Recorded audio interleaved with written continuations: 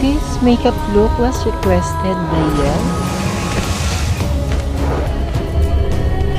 And if you have any makeup request to be created, just comment down below.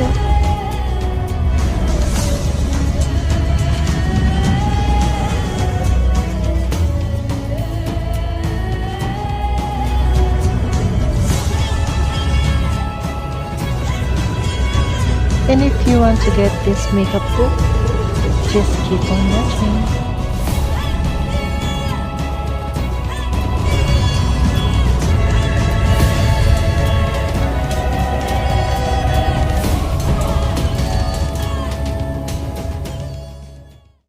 So yan, na-cover up na natin ang ating kilay off cam. Gumamit ako ng Elmer's Glue Stick.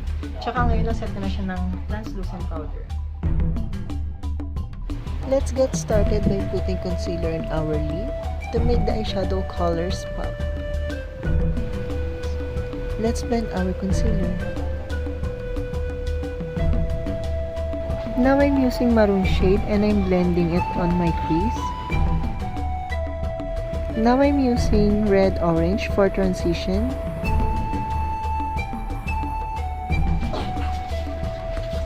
Just keep blending, just keep blending.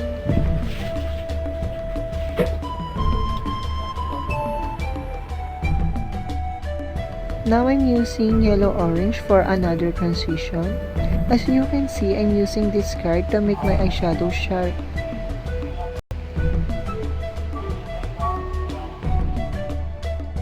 See how sharp it is.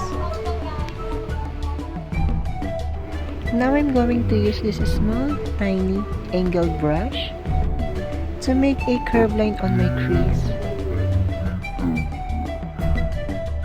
Dahan-dahan lang tayo sa paglalagay ng curved lines kasi mamaya magkamali tayo. Magkamali tayo ng taong mamahalin.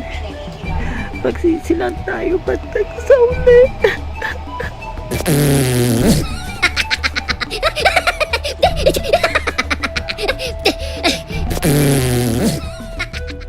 Ngayon, linisin natin ang mga harsh line tulad ng ginawa niya. Mahilig magmalinis. Gumamit ulit ako ng concealer para mas tumingkad ang susunod na ilalagay kong eyeshadow.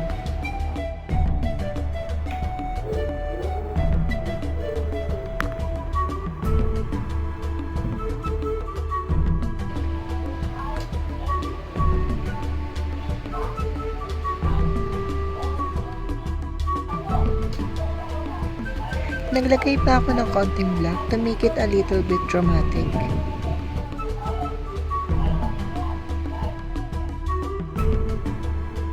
Ngayon, tapos na ako sa aking unang eyeshadow. Proceed naman ako sa kabila. Ay! Natapos din! Alam nyo, sa mata talaga naubos ang oras sa pag-makeup eh. Ayun o. Kamusta? So yun, tapos na tayo sa aking creative eye makeup look. Proceed naman tayo sa aking face. And now, I'm going to use my face paint. Nabili ko to sa Shopee worth 220 pesos. Now, I'm going to take this color.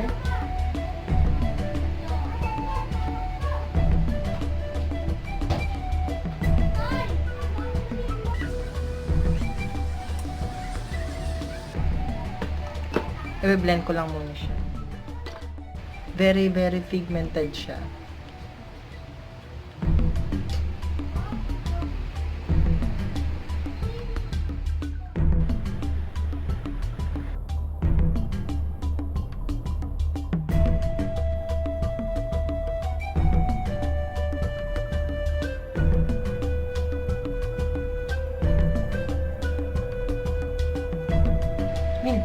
Lamok. Oo. Alam ko na sasabihin nyo. Lamok na nga lang lumalapit sa akin, bubugawin ko pa. In fairness, mahirap siya ikalat ha. And now, I'm going to take this color. Gagawin ko siyang pang contour.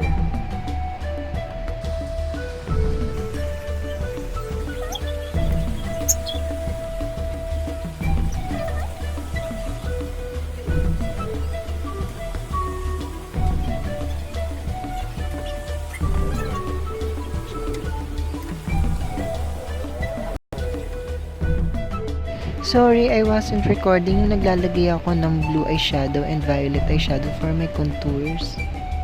And now, I already blended everything I own.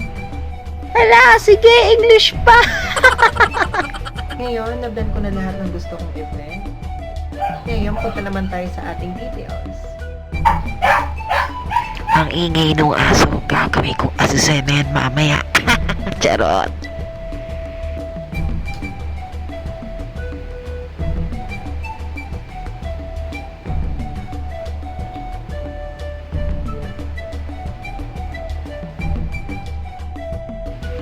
Now, I'm setting my face paint using translucent powder para maiwasan natin yung pagka-glossy niya at magmukha siyang matte.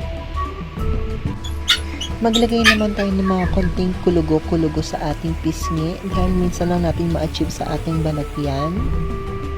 So, ayun na nga, nagkabit muna ako ng aking contact lens. Oh my God, nakalimutan ko.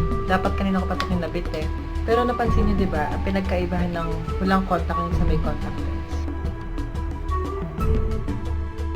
Highlight, tingnan niyo. Diba, kumikinas. Pak! Ganon. Tignan mo sa kabila. Sige, mabulag kayo. Pak, aura pa more. Ina-darken ko naman yung labi ko.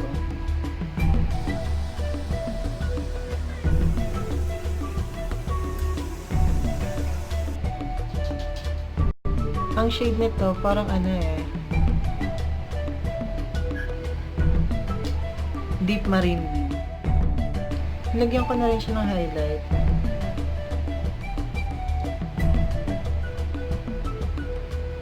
Diba? Ang ganda. Josie na. Sige, dagdag pa tayo ng details.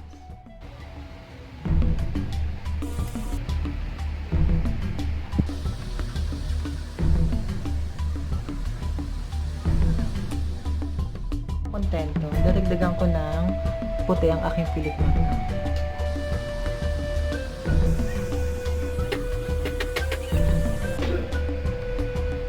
Ang bongga.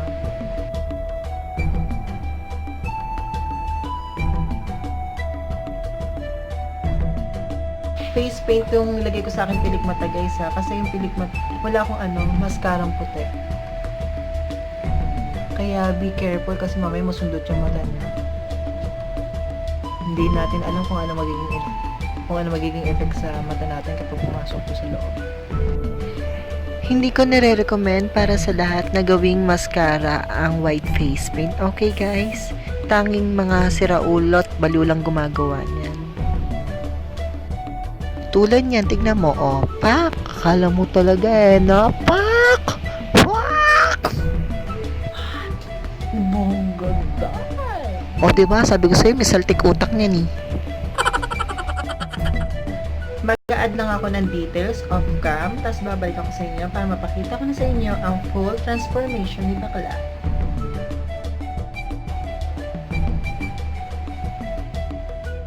Na nga, natapos na natin ang ating final makeup look. Kamusta? Ano masasabi niyo sa aking makeup look tonight? Ang bongga. Masyadong encantado dito. Thank you for watching guys. I hope you like the final makeup look. And if you like it, share me some love. Hit the like button and subscribe to my channel. Till next time.